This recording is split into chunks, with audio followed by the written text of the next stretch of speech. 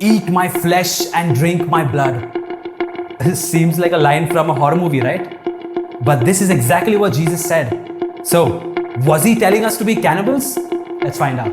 Verses 27 to 59, Jesus tells the crowd multiple times that 1. He is the bread of life come down from heaven. 2. If anyone eats of the bread of life, they will have eternal life. And 3. The bread which he is talking about is his flesh. So, was Jesus being literal or symbolic? To understand this really well, let's look at the original Greek text. Initially, both Jesus and the Jews used the Greek word phago, which means to eat, to describe eating the manna, bread, etc.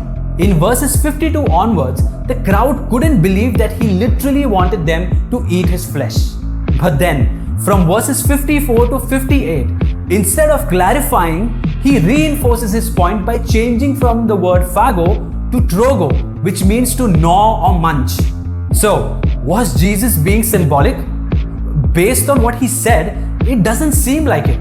It seemed like Jesus was really telling his followers to eat his flesh and drink his blood to receive eternal life. In fact, when they realized Jesus was literally talking about eating his flesh, many disciples stopped following him because they could not accept this difficult teaching. But Jesus didn't try to go back on what he said. He didn't say, "Oh, you misunderstood," or "That's not what I meant." Instead, he turned to the 12 apostles and gave them a choice: believe and continue to follow him, or reject this teaching and leave him. In conclusion, while Jesus used parables, figurative speech, and analogies to help his followers understand heavenly things in a more earthly and relatable way, the teaching on the Eucharist was not one of them.